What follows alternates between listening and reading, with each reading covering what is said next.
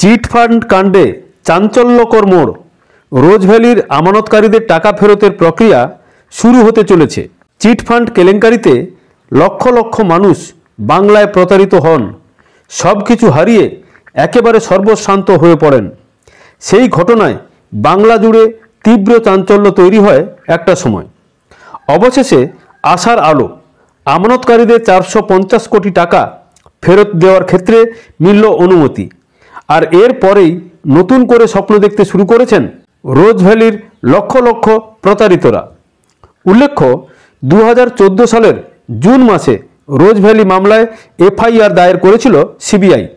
2015 মার্চে ইডির হাতে গ্রেপ্তার হয়েছিলেন রোজভ্যালি কর্ণধার গৌতম কুণ্ডু। বাজেয়াপ্ত করা হয়েছিল তার মোবাইল ফোন ও ল্যাপটপ। সম্প্রতি সিবিআই সূত্রে দাবি করা হয়েছে, রোজভ্যালির কর্ণধার গৌতম কুণ্ডুর মোবাইল ফোন ও ল্যাপটপের হদিশ পাওয়া যাচ্ছে না। ইডির তৎকালীন 3 আধিকারিককে জিজ্ঞাসাবাদও করেছেন সিবিআই এর আধিকারিকরা। আর এত বছর বাদে উড়িষ্যার খুরদার বিশেষ আদালতে এই সংক্রান্ত মামলার শুনানি হয়। দীর্ঘ শুনানি শেষে বেআইনি অর্থলগ্নি সংস্থার প্রায় 332 কোটি টাকার সম্পত্তি ফেরতের অনুমতি দেয় আদালত। আর এর পরেই আমানতকারীদের টাকা ফেরতের প্রক্রিয়া শুরু করল কেন্দ্রীয় তদন্তকারী সংস্থা, যা খুবই তাৎপর্যপূর্ণ বলেই মনে করা হচ্ছে। এনফোর্সমেন্ট ডিরেক্টরেট সূত্রে জানা গিয়েছে, গত কয়েক বছরে বাংলার অন্যতম বড় চিটফান্ড সংস্থা রোজভ্যালির বিপুল সম্পত্তি বাজেয়াপ্ত করা হয়।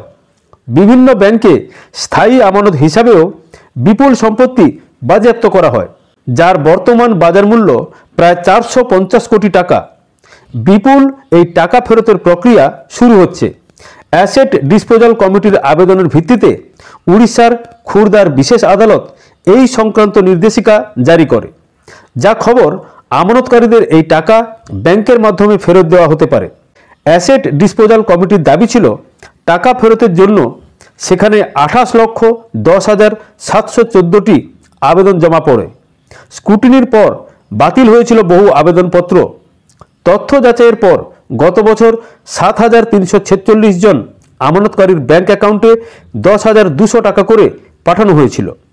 অ্যাসেট ডিসপোজাল কমিটির অবসরপ্রাপ্ত বিচারপতি ও চেয়ারপারসন দিলীপ শেঠ বলেছিলেন, 7,346 জন আমানতকারীর ব্যাংক অ্যাকাউন্টে 10,200 টাকা করে পাঠানো হয়েছে।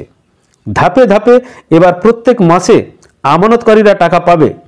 24 সালেই আমানতকারীদের টাকা ফেরতের বিষয় নিয়ে বৈঠকে ইডির জয়েন্ট ডিরেক্টর সুদেশ সেওরান জানিয়েছিলেন, রোজভ্যালির যত সম্পত্তি রয়েছে তার নিয়ম মেনে ধাপে ধাপে আমানতকারীদের ফেরত দেওয়া হবে। উড়িষ্যার খুরদার বিশেষ আদালতে এই সংক্রান্ত মামলার শুনানি হয় এবং সেখানেই এই নতুন করে আবার 450 কোটি টাকা রোজভ্যালির যারা প্রতারিত হয়েছেন তাদেরকে ফেরত দেওয়ার জন্য খুব শীঘ্রই ব্যবস্থা নেওয়া হচ্ছে এবং হবেও। ফলে ইতিমধ্যে যাদের এখনও ডকুমেন্ট আপলোড করা এবং ব্যাংক ডিটেলসে কোনো সমস্যা রয়েছে, আপনারা তাড়াতাড়ি সেই সমস্ত তথ্যগুলি আপডেট করে দিন।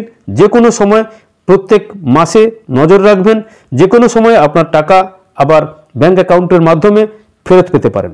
খবরের সঙ্গে থাকবেন এবং এই সংক্রান্ত আপডেট পাওয়ার জন্য চ্যানেলটিকে লাইক, সাবস্ক্রাইব, কমেন্ট করে রাখবেন। ধন্যবাদ, নমস্কার।